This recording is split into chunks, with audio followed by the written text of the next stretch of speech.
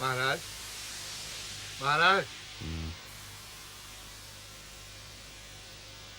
कहा। महाराज के जय हो। काराधिपति ले आवा। जवन आज्ञा महाराज।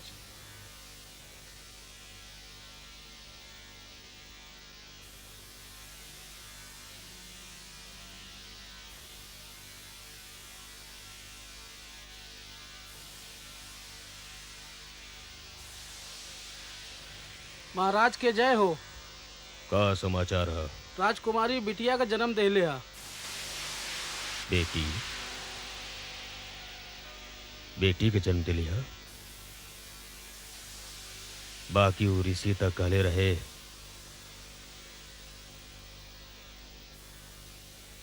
अब हमार केहू ना बद कर सके। अब हम अमर हैं, हम अमर हैं।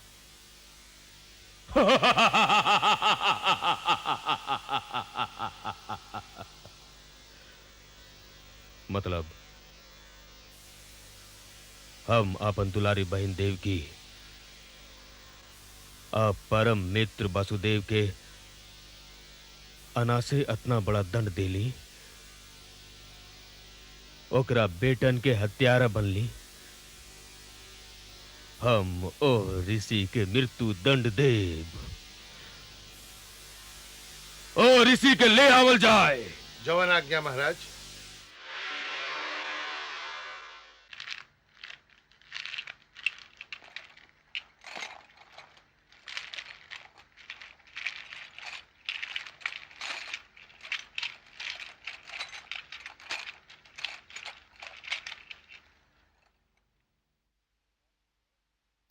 महाराज के जय हो।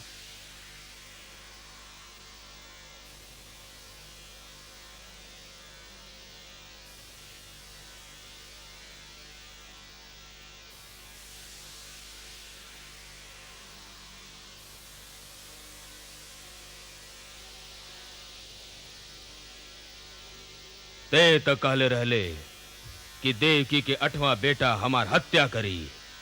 अवश्य करी।